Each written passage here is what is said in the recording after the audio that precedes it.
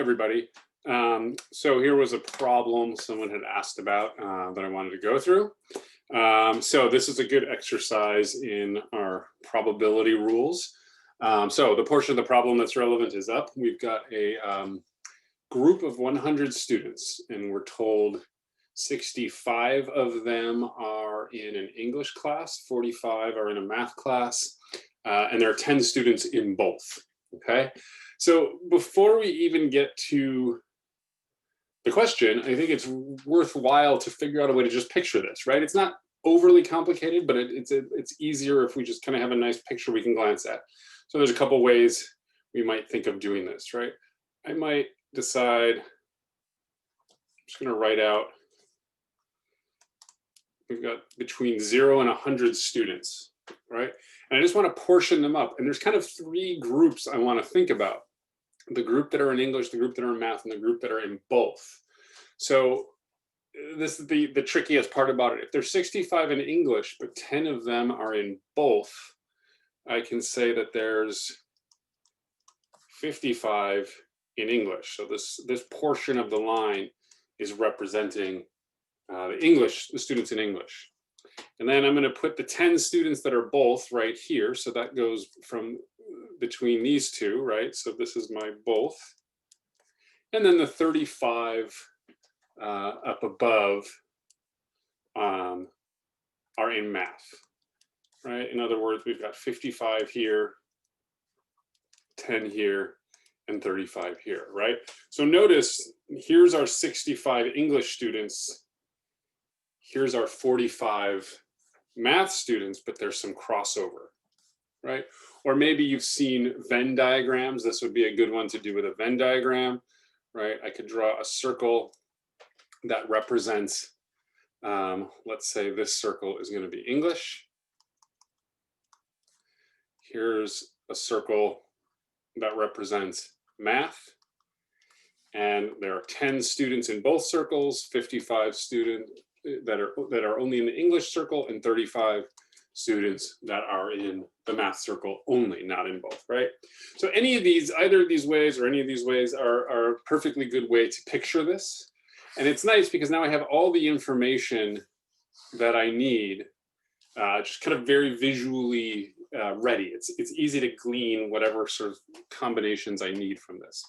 So now the problem is we're gonna select two students at random. So we'll think about it like we're taking one and then another without replacement. So we can't pick the same student twice. And the first question is, what is the probability of selecting, let's see, a student, I'll just say only English first, and only math second, right? So neither one of them is in both classes, each is only in one.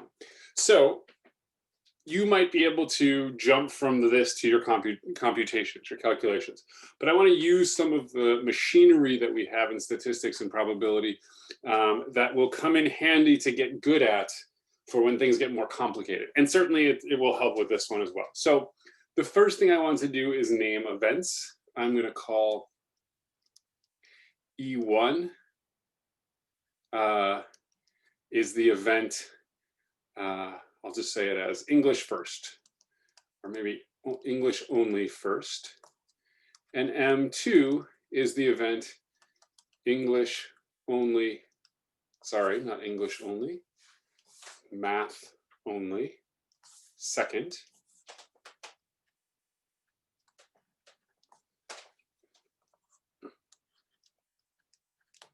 Okay, and hold on one second. I think I'm going to make this, oh, I guess I can't make it any thicker. It seems a little thin. Anyways, so we have English only first, math only second, and I can write this statement now about selecting English first and math only second just using an and connector, right? This collection of symbols now means the probability of selecting an English student first, an only English student first, and an only math student second. And I don't have to think about this next step. Whenever I have something like this, when I have an and event, I know that I can apply the multiplication rule.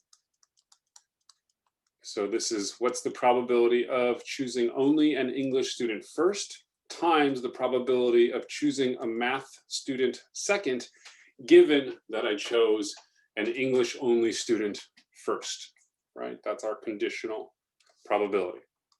All right, now these values we can get directly from the numbers we have here. So let's just go through. So the probability of selecting an English student, a student who's only in an English class first. Well, let's look at this Venn diagram.